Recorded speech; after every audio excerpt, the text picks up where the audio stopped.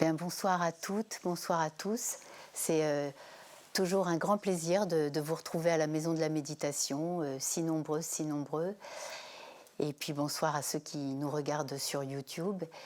Et puis c'est toujours un grand plaisir de recevoir Marie de Henzel, parce que ce n'est pas la première fois qu'on se rencontre, Marie, c'est pas la première fois que je te reçois et je suis très très heureuse une fois de plus que tu aies répondu positivement et si vite à mon invitation à venir présenter ton dernier ouvrage, L'aventure de vieillir.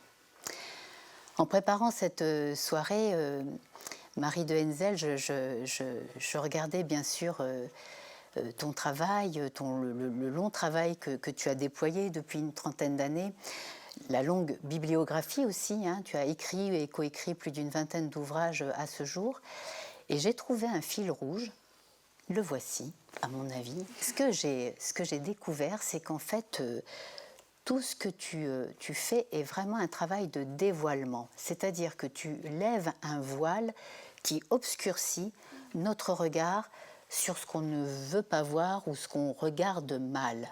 Tu nous offres un regard différent, un regard, une clarté différente, un angle de vue différent sur la maladie, la vieillesse, la fin de vie, la mort, mais aussi l'invisible, qu'on a du mal à voir également. Et on te recevait en début d'année autour de ce très beau livre que tu as écrit, Vivre avec l'invisible. Autrement dit, ton travail nous permet de porter un regard sur des pans de notre existence extrêmement importants et que pourtant on a du mal à voir et que nos sociétés ont beaucoup de mal à voir, à reconnaître, pour ne pas dire que ce sont même des pans de notre existence qui sont invisibilisés, qui sont cachés. Donc, merci déjà pour ce travail remarquable, parce que c'est pour ça que je suis si émue de te recevoir à chaque fois, parce que c'est très important ce que tu fais. C'est d'utilité publique. Voilà, ce travail de fond. Et c'est bien de ça que nous allons parler ce soir avec ce nouveau livre qui vient de sortir, L'aventure de vieillir. Et si avancer dans l'âge était un voyage, et si vieillir était une aventure. Et c'est vrai que déjà, d'emblée, dès l'introduction du livre, tu nous montres à quel point, mais on le sait en fait, il suffit de regarder, moi il suffit que je regarde pour moi, l'image que j'ai de la vieillesse, à quel point on a une image dégradée de la vieillesse, on ne parle que des côtés négatifs, mais est-ce qu'être âgé, c'est forcément être diminué, dépendant, acariâtre, déficient, Marie? Ce serait ma première question. Est-ce que être âgé, c'est forcément tomber dans ces clichés, mais qui sont peut-être le premier réflexe qui nous vient à l'esprit quand on pense à l'âge et au grand âge? Alors c'est vrai que c'est un cliché. C'est un cliché, mais c'est vrai aussi, parce qu'on ne va pas être, je dirais, se raconter d'histoire. Il y a aussi des personnes vieillissantes et très âgées qui nous donnent l'image d'une vieillesse qui n'est pas enviable. On se dit, je ne veux surtout pas vieillir comme cette femme ou ma mère, ma grand-mère. On a parfois des modèles, effectivement, de vieillissement qui ne donnent pas envie. Et donc ça existe. Il y a des vieillirs tourmentés, malheureux.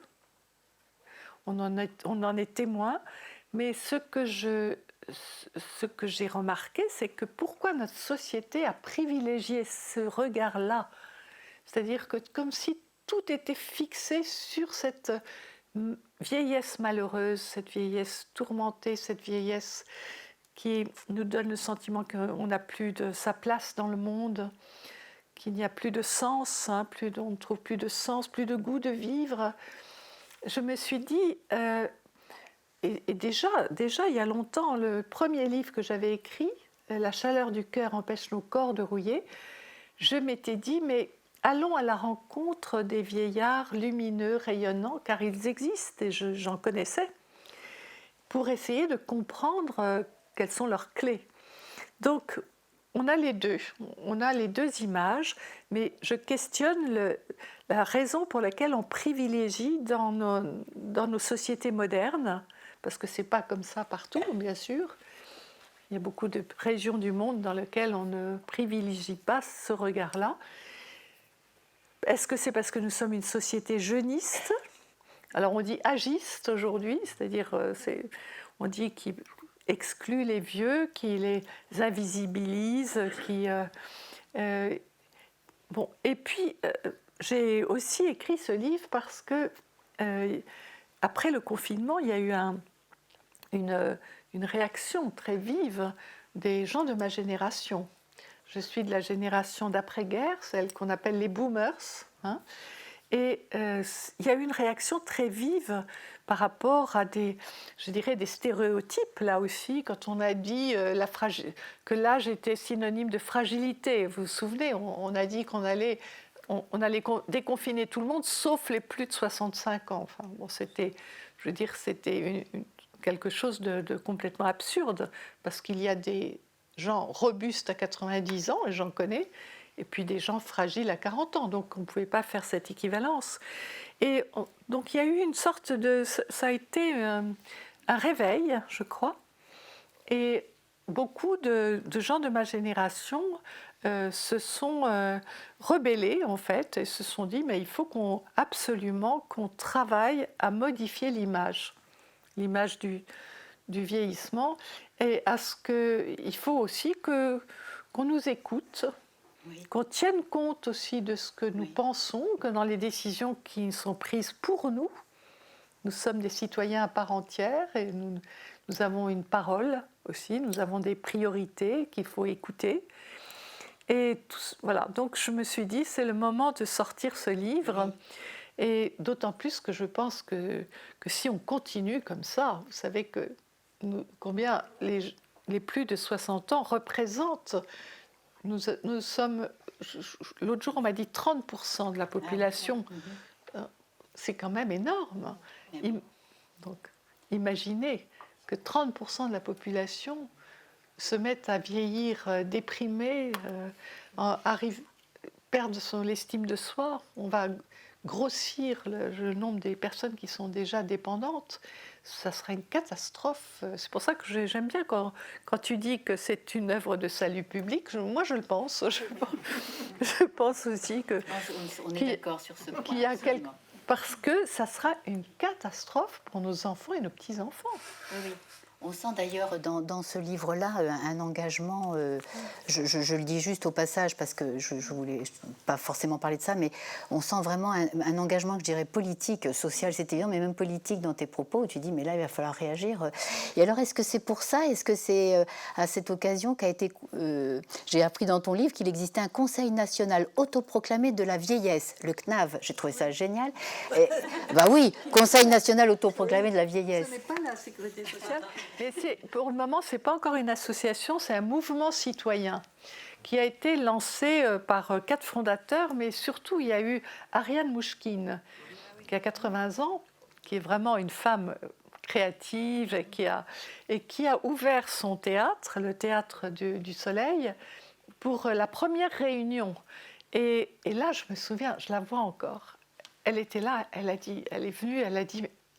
Il y avait 200 personnes de plus de 60 ans, à peu. Bon, ça allait jusqu'à 90 ans et plus, mais elle a dit, mais comment est-ce qu'on en est arrivé là, avec une image aussi désastreuse de la vieillesse, mais quel manque d'imagination. Alors déjà, j'ai trouvé ça intéressant qu'elle mette ça sur le plan de l'imagination. Mais elle dit, mais c'est votre responsabilité à vous, là, les plus de 60 ans, c'est votre responsabilité que de nourrir l'imaginaire de vos enfants. Alors là, j'ai trouvé qu'elle avait tout compris. Montrez-leur que vieillir, c'est autre chose que simplement dégringoler, prendre la pente glissante. Et que, voilà, l'enjeu est autre. Oui. Hein. Donc elle était très convaincante, Ariane Mouchkine. Hein. Et je pense que ça... Voilà, ça... Aujourd'hui, moi j'en parle aussi de ce Conseil national autoproclamé de la vieillesse parce que, alors je ne sais pas ce qu'il va devenir, je ne sais pas, mais pour le moment, c'est le signal quand même d'une prise de conscience de ce qu'il faut vraiment se réveiller et réveiller aussi les pouvoirs publics, bien sûr, réveiller les médias, réveiller tous ceux qui continuent à avoir intérêt. Je ne sais pas quel est l'intérêt qu'on a à donner une image aussi négative. Oui, c'est vraiment un mystère. Et c'est très beau que justement dans ton livre, alors tu cites Ariane Mouchkine qui dit c'est à vous de montrer que vieux c'est pas synonyme de rebut par exemple, et j'étais étonnée de la trouver dès les premières pages, et c'est vrai qu'elle incarne ça, hein, elle incarne une vieillesse pleine d'imagination et de créativité. Donc ce qui est beau dans ton livre, c'est qu'effectivement, tu dis, on a notre responsabilité, et c'est à nous aussi, à partir de l'âge qu'on a, de proclamer quelque chose aussi, justement, de notre désir, de notre amour de vivre, de notre amour de la vie. Oui, parce que le désir ne vieillit pas. Enfin, je pense que vous le savez. Ça ne vieillit pas, le désir au sens large. Hein. Ne vieillit pas. Nous sommes des êtres vivants, donc désirants. Jusqu'au bout. Moi, j'ai vu des gens désirants à 3 jours de leur mort. Hein, donc, le désir n'est pas destiné à diminuer et à vieillir. Donc, il faut en prendre soin de son désir de vivre, de son désir de faire des choses, de transmettre des choses, de découvrir, parce que c'est ça, c'est un mot très important dans mon livre, hein, l'ouverture au nouveau. Absolument, absolument. Qui ouvre beaucoup de perspectives, et on va y venir. Mais juste avant ça, je veux encore montrer cet aspect négatif qu'on a de la vieillesse, parce que mieux connaître la vieillesse, ce serait indispensable pour entrer en amitié avec l'âge. Or, c'est vrai que ce qui est médiatisé, c'est toujours les aspects négatifs. Franchement, voilà, dans les médias et donc dans l'opinion publique, on a quand même l'association vieillesse et dégringolade.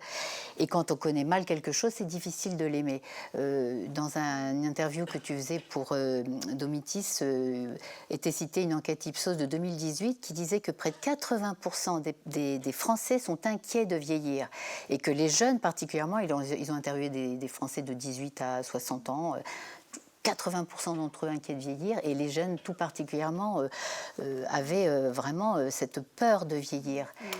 Là, c'est pareil, si peut-être les premiers concernés s'expriment davantage, peut-être que les jeunes... Responsabilité. Je me souviens que ça m'est revenu ces jours-ci, même si je pense que je ne suis pas sûre que je le cite dans le livre, mais le philosophe Robert Misrahi, qui avait écrit La joie d'amour, un texte magnifique, et qui a 98 ans. Il me disait, il y a longtemps, il me disait, Marie, ce que vous pouvez faire de mieux, pour les jeunes, c'est de transmettre une maturité heureuse. Parce que c'est comme ça que vous serez légère pour eux. Donc il avait tout compris, hein, transmettre une maturité heureuse. Voilà, les jeunes, évidemment, ils nous regardent vieillir aussi, hein, bien sûr. Et quand ils ont une image triste, je dirais déficitaire de la vieillesse, ça ne leur donne pas envie, bien sûr, de vieillir un jour. Mais s'ils voient que l'on continue à aimer la vie, que l'on est plein aussi de désir, d'ouverture à des découvertes, que la pensée n'est pas destinée à diminuer. Elle diminue chez certaines personnes qui sont atteintes de pathologies cognitives, mais ce n'est pas du tout une fatalité, ce n'est pas du tout la majorité, hein, il faut le rappeler. Donc ces jeunes, si on leur donne cette image-là, eh bien, ils la garderont quelque part en avançant en âge. Et un jour, ils se diront, bah oui... D'ailleurs, moi j'ai un travail que je fais dans mes séminaires, je leur demande d'apporter la photo d'une personne très âgée qu'ils admirent. Et c'est intéressant de voir que dans toutes les familles, quasiment, il y a une personne très âgée qui est une image enviable. On se dit, j'aimerais être comme elle au même âge. Hein. Donc, on commence par un travail sur l'image, justement. Absolument. C'est un... Tu parles tu donnes beaucoup d'exemples dans ton livre et d'initiatives heureuses. Je pense à puisque tu parles de transmission, je pense au documentaire de Ludovic Viro que tu cites dans ton livre, et qui est allé à la rencontre de personnes âgées de 80 à 100 ans. Et il a fait ça avec une très très grande délicatesse. Je pense qu'il avait énormément le trac, enfin tu le traduis bien, et c'était pour lui important et très sensible. Et en fait, effectivement, il montre la vulnérabilité de ces gens-là, mais il montre aussi que ceux qui ont vécu longtemps ont des choses à partager avec nous. C'est une évidence, mais on n'en parle jamais de ça non plus. Enfin, voilà, on a l'idée. L'expérience de la vie, oui, qui aussi, avec l'âge aussi, est une expérience qui mûrit, qui mûrit même la pensée, le regard que l'on peut avoir sur la vie. Donc c'est vrai, bon, on peut dire, je ne sais pas s'il faut employer le mot de sagesse, parce que beaucoup des personnes que j'ai rencontrées disent que ce ne sont pas si sages. Oui, et je crois que c'est vrai aussi. Je crois que c'est vrai, pas si sage, parce que mais il y a une expérience de vie, on pourrait dire, qui elle est précieuse et qui peut justement être ce qu'on peut. Alors, on ne peut pas transmettre des leçons de vie parce que les jeunes vivent dans un monde autre, avec d'autres codes. Ça, on en parle dans mes séminaires beaucoup de la transmission. Les jeunes vivent dans un autre monde. On a déjà un peu de mal à comprendre ce monde, et donc et ça fait partie, je pense, que de l'ouverture au nouveau, que d'ouvrir les yeux et de regarder ce que vivent les jeunes. Oui. Mais ce qu'on peut leur transmettre, par contre, c'est quelque chose que seules les personnes âgées peuvent transmettre, comme elles ont vécu. C'est le fait que la vie est parsemée d'épreuves. Qui n'a pas vécu d'épreuves, et qu'en traversant les épreuves, on apprend sur soi. On découvre des choses que l'on ne connaît pas de soi. Et ça, on ne le sait qu'en avançant en âge, que tout ce qu'on découvre à travers les épreuves qu'on traverse. Et donc, ce qu'on peut dire à des plus jeunes, c'est qui sont souvent qui vivent leur première épreuve, ou qui en tout cas vont en vivre, c'est traverse les épreuves de ta vie, avance, parce que tu vas apprendre de toi et apprendre du monde. C'est comme ça que tu vas te construire. Ça, nous le savons. Ça, nous pouvons le dire. C'est très important, Marie, parce que justement, on est dans un monde, encore une fois, quand je dis dans un monde, je parle de notre société ou de nos sociétés occidentales très basées sur la production-consommation, où effectivement, les épreuves sont plutôt des choses à éviter, et si tu n'es pas dans le bien-être, tu as un peu raté ta vie, tu es un peu un loser ou une loseuse. Et c'est très beau que tu nous dises, tiens, justement, ce que l'âge pourrait nous transmettre, c'est que, waouh, tu en as, et alors, d'où le titre, l'aventure de vieillir aussi, donc c'est l'aventure de vivre. Vivre est une aventure, mais elle qui perdure, ou peut-être même qui s'accroît en vieillissant. Moi, j'aime bien le mot d'aventure, parce qu'en fait, c'est vrai que l'aventure, c'est l'inconnu. Quand on part à l'aventure, on part dans l'inconnu, et la vieillesse, c'est une inconnue pour tout le monde. Mais alors, il y a des surprises, certaines ne sont pas bonnes, d'autres sont bonnes. On découvre surtout. Quand on part à l'aventure, on part à la découverte. Et c'est ça que je trouve intéressant de tout ce que j'ai entendu. C'est tout ce que l'on découvre de nouveau. Ça, alors là, et donc que des personnes disent, en disant par exemple que la curiosité est quelque chose qui ne vieillit pas. Non, ça ne vieillit pas, la curiosité. Au contraire, elle augmente avec l'âge. Ça, c'est très... Sauf évidemment si on est dans une acceptation, parce que là il faut qu'on en parle aussi, une acceptation du vieillir, on se découvre de plus en plus curieux. Bien sûr, il y a des gens qui refusent le vieillissement, qui se referment, qui se replient, qui sont... Alors là, je veux dire, c'est une attitude qui entraîne d'ailleurs un vieillissement négatif. Et là, évidemment, les personnes se referment, elles ne sont plus curieuses de rien, que d'elles-mêmes d'ailleurs, sont préoccupées que de soi. On connaît ces personnes qui sont dans la plainte et la lamentation permanente. Donc, pour éviter, pour ne pas tomber, je dirais, dans ce gouffre-là, eh bien, c'est vraiment quelque chose à cultiver, la curiosité, parce que on sait qu'elle ne va pas diminuer. Moi, je suis mais sidérée. Actuellement vraiment des proches qui ont 96 ans et qui sont d'une curiosité d'esprit. Ils ont toujours été curieux, mais ils le sont encore plus. C'est pour ça que quand je vous dis ça ne vieillit pas, je sais ce que je dis. Ça ne vieillit pas. Oui. L'aventure, ça comporte des surprises, ça comporte des risques aussi, dis-tu, mais effectivement, c'est cette ouverture à l'inconnu et la curiosité qui ne vieillit pas, ça c'est magnifique. C'est vrai qu'on ne pense jamais à ces choses-là. Si tu ne nous les dis pas, on n'y pense pas. Oui. Oui, oui, cette curiosité. Et tu parles aussi de cette vie intérieure qui ne vieillit pas et qui peut-être même pourrait croître ou croît. Enfin, tu le dis, hein, le cœur et cette vie intérieure qui croît. Alors même si effectivement tu parles d'un paradoxe entre un certain forcément vieillissement du corps, mais il y a ce cœur et il y a cette vie intérieure qui ne demande qu'à croître. Voilà, c'est le paradoxe du vieillir, hein, qui est le corps décline, mais il peut y avoir une jeunesse du cœur et de l'esprit, ça c'est sûr. C'est ce qu'on voit, ce qu'on constate. Donc effectivement, côté cœur et côté esprit, justement curiosité d'esprit, ouverture du cœur, là, ça ne peut que croître. Hein, c'est à condition, alors il y a des conditions quand même, il faut être relativement en paix avec sa vie, on va en reparler, mais voilà, c'est vraiment des choses qui ne diminuent pas.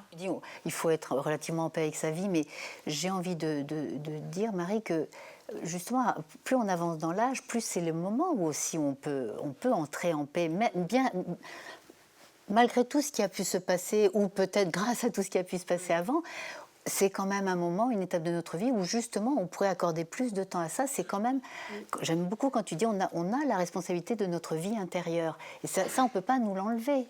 Donc il y a un travail à faire là et il n'est jamais trop tard pour le faire au fond. Ce voyage vers l'intériorité. Alors évidemment, il peut se commencer jeune, hein, bon, bien sûr, mais s'il y a un âge où c'est vraiment le moment, hein, de voyager vers son intériorité, ça correspond à peu près à l'âge d'ailleurs de la retraite aussi, où les gens ne sont plus dans un rythme de vie effréné, avec des responsabilités professionnelles, familiales. Et donc il va y avoir, c'est vrai, ce que la retraite apporte, c'est aussi du temps, de la liberté aussi. Et là, c'est le moment, effectivement, d'aller... Alors, voyager vers son intériorité, qui ne veut pas dire se replier sur soi. Ce n'est pas du tout un repli sur soi, l'intériorité. C'est au contraire, c'est un approfondissement. C'est plonger à l'intérieur de soi, c'est revisiter sa maison intérieure, hein, qu'on ne connaît pas toujours. On connaît certains aspects, pas les autres, parce qu'on n'a pas eu le temps, ou parce que voilà, la vie vous a tiré vers l'extériorité, ce qui est normal d'ailleurs. Donc, là, il y a un mouvement naturel, hein, qui fait que, on va découvrir des choses de soi. On va découvrir peut-être un autre regard sur les autres, sur la vie. Donc ce voyage vers l'intériorité, il y a beaucoup on va rencontrer la question justement de la paix, on va rencontrer la question de la mort aussi, hein, bien sûr. On va rencontrer aussi la question du sens de sa vie. Au fond, quel a été... Tout à l'heure, j'ai bien aimé, dans ta présentation, tu as parlé du fil rouge de mon œuvre, et j'ai beaucoup aimé le dévoilement. Je n'y avais pas pensé, mais je vais retenir ça, le dévoilement. Oui, j'ai toujours pensé que je m'étais intéressée au tabou, mais le dévoilement, j'ai beaucoup aimé. Merci, hein, de ce terme. Mais le fil rouge d'une vie, on a le temps, à ce moment-là, de regarder sa vie, de dire que cette vie a un sens. Même si on ne l'a pas vu, on ne le voit pas comme ça, mais on peut le chercher, ce sens. Il a un sens. On n'est pas là pour rien sur Terre. Moi, j'aime bien l'expression qui vient des bouddhistes, d'ailleurs, on a un mandat céleste. C'est ça, le fil rouge. Nous avons chacun un mandat céleste. Quel est-il ? On ne le sait pas toujours, on le découvre pas toujours quand on est jeune, hein. Et puis il faut quelquefois du temps pour vraiment le sentir, hein, ce fil rouge. Mais ça, je pense que ça fait partie du voyage vers l'intériorité, que d'identifier son fil rouge. J'utilise aussi un mot qui vient de l'Orient, qui vient du Japon, c'est de trouver son ikigai. Bon, c'est un mot que vous connaissez sans doute parce qu'il devient très à la mode maintenant. Peut-être tout le monde ne le connaît pas. Mais ikigai, en japonais, ça veut dire la joie. C'est la joie, c'est ce qui vous donne la joie et le goût de vivre. C'est ce qui fait que le matin, vous vous levez et vous dites « Ah, quelque chose me donne envie de vivre aujourd'hui ». Et l'ikigai, c'est ce qui procure de la joie. C'est pour ça que c'est quelque chose qu'il faut identifier aussi et auquel il faut donner de l'énergie. Trop de personnes âgées donnent de l'énergie à ce qui leur fait de la peine. Et on a des motifs de peine, bien sûr. Je ne vais pas être là aussi dans le déni de la réalité. Il y a des motifs de peine, de chagrin. Mais on a une responsabilité. Est-ce que je vais mettre toute mon énergie dans ce qui me donne de la peine, ou est-ce que je vais tous les jours essayer de donner de l'énergie à ce qui me donne de la joie? Et pour chacun, c'est différent. Hein. Chacun a son ikigai. Alors c'est vrai que là, le retournement auquel tu nous invites de regard sur la vieillesse ne peut qu'aider à ça, parce que il faut quand même reconnaître que quand on est vieux, on n'est pas aidé non plus dans le contexte social, on n'est pas invité sans arrêt à regarder du côté de notre joie et de ce qui pourrait, ou de notre vie intérieure et de ce qui pourrait justement nourrir le désir dont tu parles, cette curiosité, etc. Et quand on discutait toutes les deux avant de commencer la soirée, c'est vrai que autre idée un peu naïve que j'ai sur la relation qu'on peut avoir à la vieillesse, c'est tous ces liens intergénérationnels dont on parle souvent. Et j'ai beaucoup aimé parce que tu m'as dit, bon, lien intergénérationnel, oui, ok, pourquoi pas. Moi, j'avais noté, je t'ai pas posé la question, du coup, l'amitié entre jeunes et vieux et tout. Bien sûr, on va pas dire que c'est pas bien, mais j'ai beaucoup aimé que tu nous parles du lien entre personnes du même âge. Et que là, peut-être, chacun fasse part peut-être de son ikigai, de sa joie, de ce qui la met en joie, de ses expériences. Alors, c'est une expérience que j'ai découverte, moi aussi, grâce au fait que Domitis, un groupe de résidence-service, m'a demandé d'animer des parcours L'aventure de vieillir dans ces résidences qui ne sont pas des EHPAD, ce sont des résidences où les gens sont chez eux, hein, autonomes, et puis il y a des services, ils y vont pour la sécurité et pour la convivialité. Mais ils sont chez eux, hein, c'est pas médicalisé, donc ce sont ce qu'on appelle des résidences services autonomie. Enfin, bon. Et là, j'ai découvert, en écoutant des personnes, une quinzaine de personnes dans 17 résidences, et puis après j'ai formé des psychologues à ma manière de travailler, donc ça continue ce parcours. J'ai découvert qu'une quinzaine de personnes entre 80 et 100 ans qui parlent, alors ce sont les 3 mots que j'utilise tout le temps dans le livre, de ce qu'ils vivent d'heureux, de fécond et d'intéressant. Donc ce n'est pas le bureau des plaintes et des lamentations, hein, c'est qu'est-ce que je vis d'heureux, d'intéressant, de fécond. Quand les personnes parlent ensemble, ce n'est pas moi qui leur parle, hein, je les écoute en fait, parler de leur expérience, de ce qu'ils vivent, eh bien je me suis rendu compte que c'est incroyable l'effet, au bout de quelques séances, des personnes qui n'avaient plus d'estime d'elles-mêmes retrouvent l'estime de soi, parce qu'elles se rendent compte en parlant avec les autres que, bah oui, elles vivent des choses intéressantes et heureuses. Donc ça ranime l'estime de soi, qui est très importante pour garder son autonomie. Et puis, il se crée des amitiés qui ne sont pas des amitiés, vous savez, autour de... on parle politique, ou on est dans l'occupationnel, le jeu de cartes, etc. Non, les gens parlent d'eux-mêmes, de leur intimité, de ce qu'ils ont vécu. Et ils partagent des choses qui sont de l'intériorité, justement. Et ça crée des amitiés. Et ce que j'ai observé, c'est que sur un groupe, par exemple, de 16 personnes, vous avez à peu près la moitié qui sont des gens dynamiques, heureux, et qui ont envie de parler de ce qu'ils vivent. Et puis l'autre moitié, un peu dépressive, se dit « Oh, il n'y a plus rien d'intéressant, je viens là par curiosité, écouter ce que les autres vont dire ».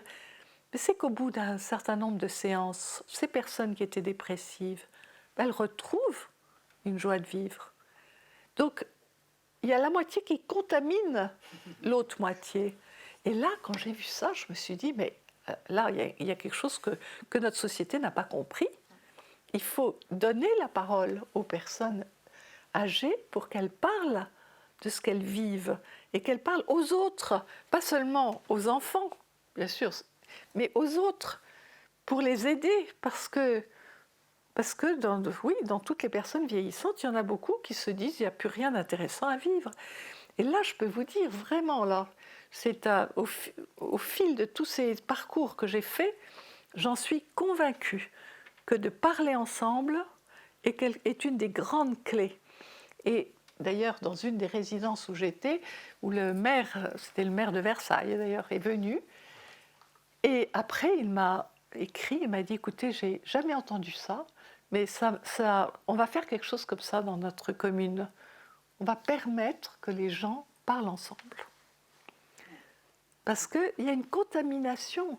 Et alors qu'on est dans cette contamination du négatif, remplaçons par la contamination de ce qu'on peut vivre d'heureux, justement. Féconde, oui. Heureuse. Voilà. Et est-ce que ça a un rapport avec ce que tu appelles le béguinage solidaire et qui est le sujet de ton prochain livre?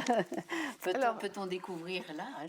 Oui, tu nous en parles. Je me suis intéressée, juste parce qu'évidemment, à ma génération, on pose la question, où est-ce qu'on va atterrir si jamais un jour on perd un peu de son autonomie?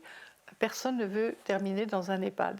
Ça, avec tout ce qu'on a entendu, tout ce qui se... Bon, donc, en ce moment, poussent comme des champignons des tas d'alternatives.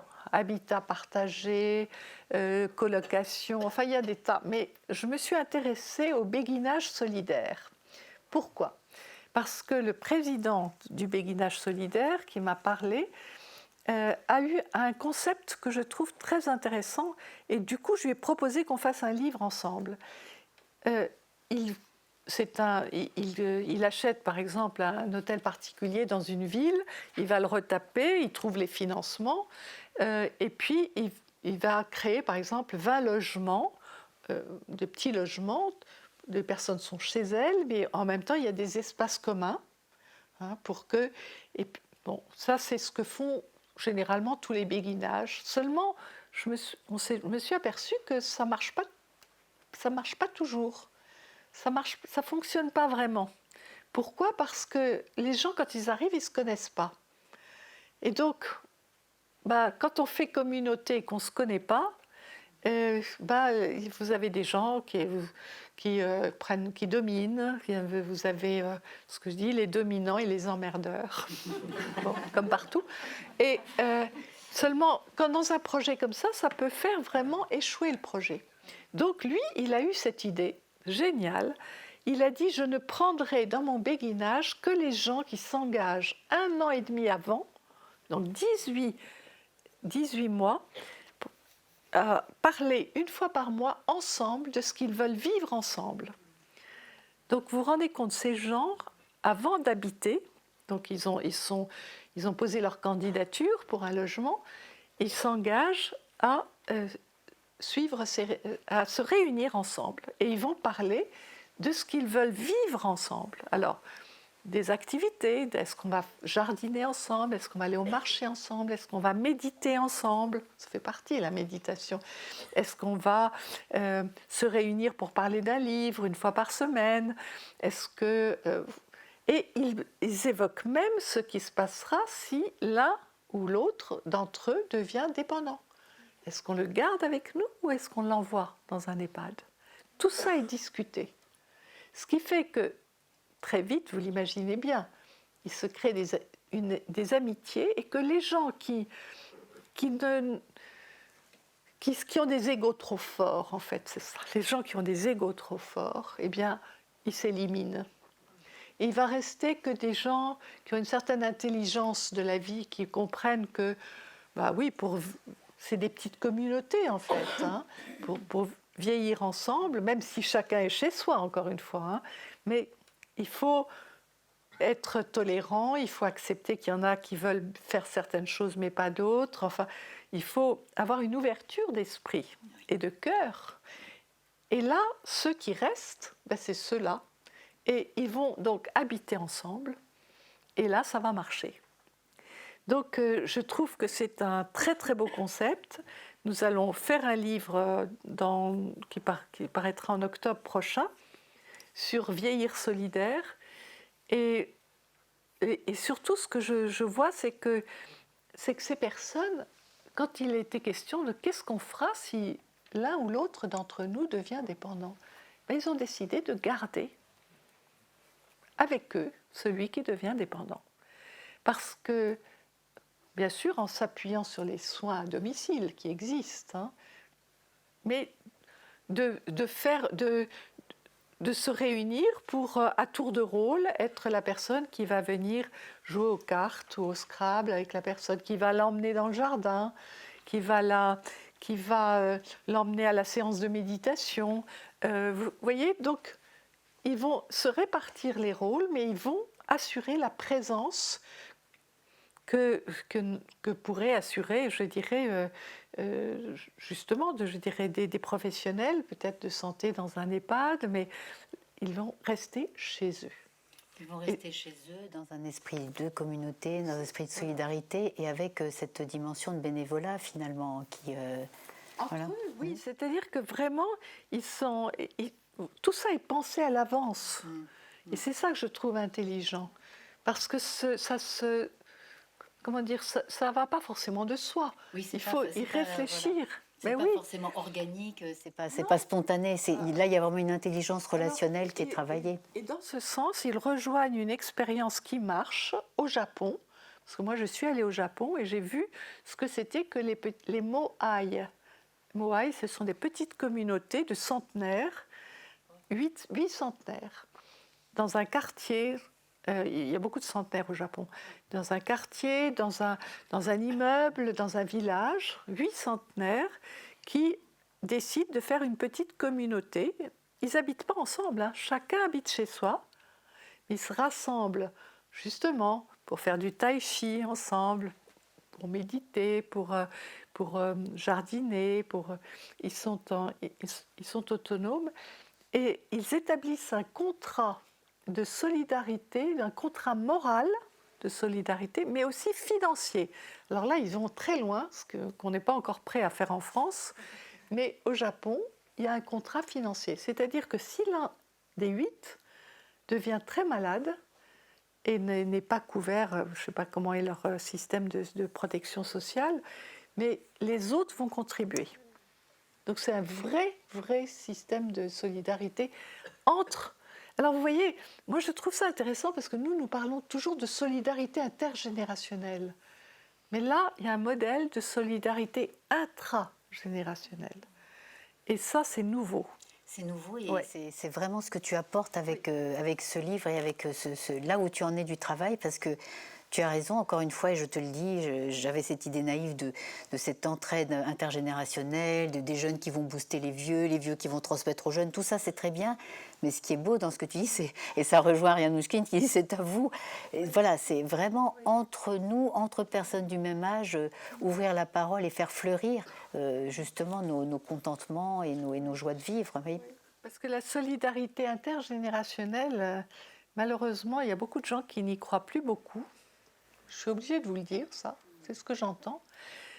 Parce qu'il y a des familles dans lesquelles il y a des valeurs fortes de solidarité familiale, bien sûr, mais il y a des familles dans lesquelles il n'y a plus cette valeur-là. Et ça, c'est assez fréquent. Donc c'est pour ça, d'ailleurs, que vous avez l'isolement. L'isolement est un fléau dans notre pays.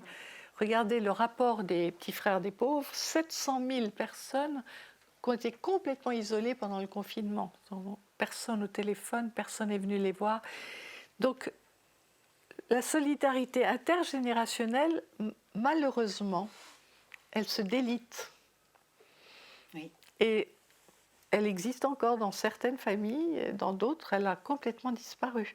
Donc, d'où la nécessité de créer cette solidarité intragénérationnelle.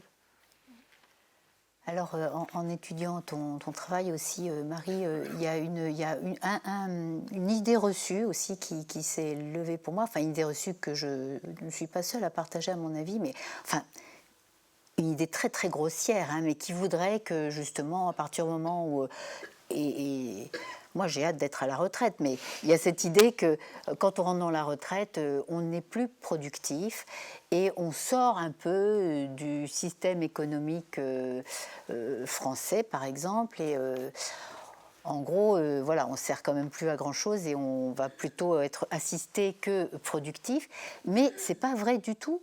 En réalité, ou en tout cas, c'est pas entièrement vrai, puisqu'il y a en France plus d'un tiers des bénévoles, tout le travail de bénévole qui est réalisé pour plus d'un tiers par des plus de 65 ans. Mais ça, c'est un vrai travail qui serait à valoriser, qui est bien sûr parfaitement invisibilisé puisqu'il n'est pas payé. Donc, soi-disant, mais en fait, la France, c'est toi, je prends des routes. Le pays ne tiendrait pas sans les vieux. Et c'est très important de le dire aussi, ça. Oui, on ne le sait pas, mais ça. Imaginez que tous ceux qui se sont investis dans des associations arrêtent du jour au lendemain, le pays s'effondre. Ça, c'est toutes ces associations qui reposent sur le bénévolat des seniors. Et justement, quand tu parles du béguinage, j'adore le mot béguinage, je trouve ça tellement beau, béguinage solidaire, et que ça aille jusqu'à cette intelligence relationnelle et penser que comment on fait quand l'un ou l'une d'entre nous sera dépendante.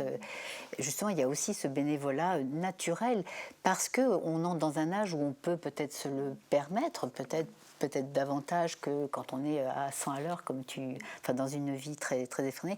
Mais c'est important de passer de l'idée du poids, que les vieux seraient un poids, alors qu'en réalité, tu le dis, la France ou le pays s'effondrerait. Tu as parlé plusieurs fois de la méditation.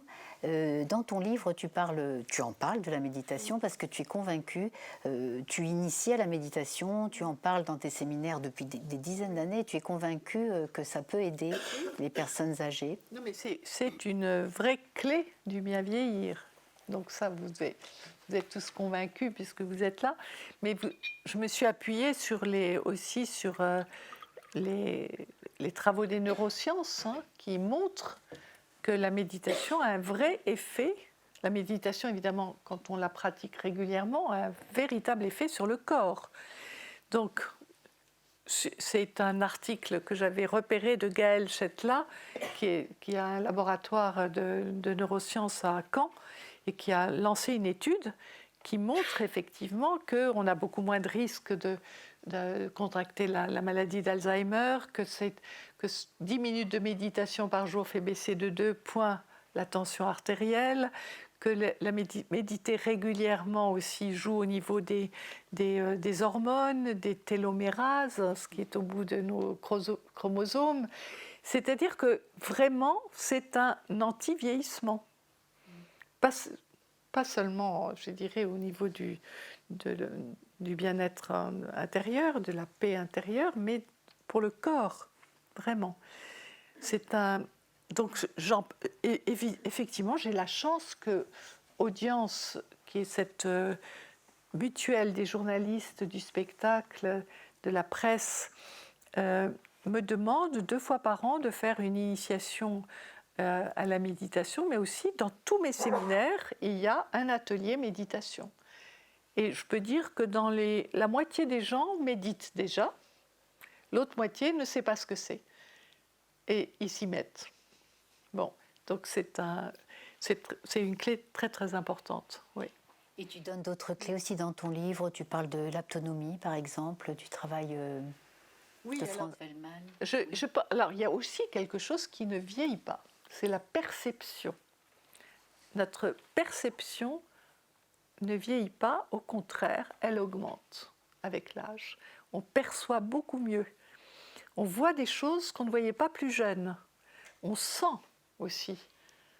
Il y a cette capacité de sentir par exemple le bienfait. Je vais prendre un exemple c'est au Japon par exemple, c'est très important les bains de forêt.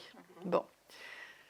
Pour bénéficier des bains de forêt, il faut activer sa capacité de percevoir.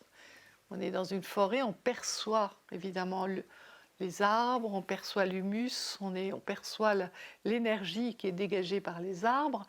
Donc, ils travaillent beaucoup là-dessus. Les personnes âgées perçoivent bien plus. C'est pour ça. Pourquoi croyez-vous que vous avez des vieillards sur un banc qui sont là, tranquilles, ils ont l'air très heureux. Ils ne s'ennuient pas du tout. Leur perception est ouverte. Ils captent tout. Ils captent tout beaucoup mieux que nous, lorsque nous sommes dans une vie active, parce que le fait même d'être dans une vie active fait qu'on ne perçoit pas du tout aussi bien. Donc ça, c'est très important. Donc ça, c'est vrai que la capacité d'élargir son espace, de sentir au-delà de soi, augmente avec l'âge. Il y a un travail que je fais aussi sur ce que j'appelle la sécurité de base. Nous avons, vous savez que la base, c'est ce que les Japonais appellent le hara. C'est là qu'on est dans sa base quand on médite. Hein. C'est aussi, mais on peut aussi être dans sa base quand on évoque un souvenir qu'on a tous eu dans la vie. Personne ne peut dire « je n'ai jamais ressenti ça », un moment dans lequel on s'est senti parfaitement bien, parfaitement en sécurité. Ça peut être lié à l'enfance, ça peut être lié à une maison, ça peut être lié à une personne, ça peut être, d'ailleurs, ça peut appartenir au présent, ça peut être une pièce dans sa maison, ça peut être tout simplement une position aussi que l'on peut prendre à tout moment, par exemple de méditation. En tout cas, il s'agit d'évoquer cela et de se dire que quand on l'évoque, on doit voir et sentir ce que l'on a éprouvé dans le passé, faire revenir ça dans le présent. Et à ce moment-là, toutes les sensations reviennent. C'est ce qu'on appelle la mémoire émotionnelle. Et vous savez qu'il y a un livre remarquable de Jacqueline de Romilly qui s'appelle « Les révélations de la mémoire », dans lesquelles elle est morte aujourd'hui, Jacqueline de Romilly, mais qui était académicienne et spécialiste de la Grèce antique. Et Jacqueline de Romilly raconte dans ce livre, Les révélations de la mémoire, qu'à 98 ans, alors qu'elle est aveugle, dans un fauteuil, eh bien, lui reviennent à la mémoire, mais la mémoire émotionnelle, des choses qu'elle avait vécues à l'âge de 10 ans et qu'elle avait complètement oubliées, des sensations. Hein, tout ça revient. Et évidemment, pourquoi ça revient ? Ça, c'est la psychologue formée à l'aptonomie qui vous le dit, parce que notre peau a une mémoire. Nous avons tout enregistré. Tout est dans notre peau. Donc, quand on est dans un espace rétréci, comme on peut l'être quand on est très très âgé, comme elle est dans un fauteuil aveugle, son espace est très rétréci. Mais sa peau, elle a toute cette mémoire. Et donc, elle se dit, mais c'est quoi ça ? Je me souviens d'une scène quand j'avais 10 ans qui me fait un bien fou. Tout ça remonte. Alors moi, quand j'ai lu ce livre, ça m'a évoqué aussi des choses que j'avais aussi entendues quand j'étais psychologue en soins palliatifs et que certaines personnes mourantes me disaient, vous savez, madame, c'est curieux, mais il y a des contacts que j'ai eus dans ma vie qui reviennent, je les sens. Je sens encore la caresse sur ma joue de quelqu'un qui m'a fait cette caresse quand j'étais enfant ou adolescent. Tout revient. Donc c'est intéressant ça, cette mémoire qui est émotionnelle, et c'est intéressant aussi parce que quand on accompagne des personnes qui sont atteintes de la maladie d'Alzheimer, la mémoire émotionnelle, ils l'ont. Oui. Et c'est pour ça d'ailleurs qu'on dit qu'il faut les toucher, les personnes, c'est toucher, le contact, hein, leur chanter aussi, le chant faisant référence justement à une émotion souvent très très ancienne. Donc voilà, c'est... Merci beaucoup Marie, merci beaucoup pour cette délicieuse et tellement joyeuse et tellement importante soirée qu'il nous a offert ce soir encore, autour de L'aventure de vieillir, ton dernier livre paru chez Robert Laffont. L'aventure de vieillir et si avancer dans l'âge était un voyage. Écoute, il nous reste à t'applaudir parce que vraiment...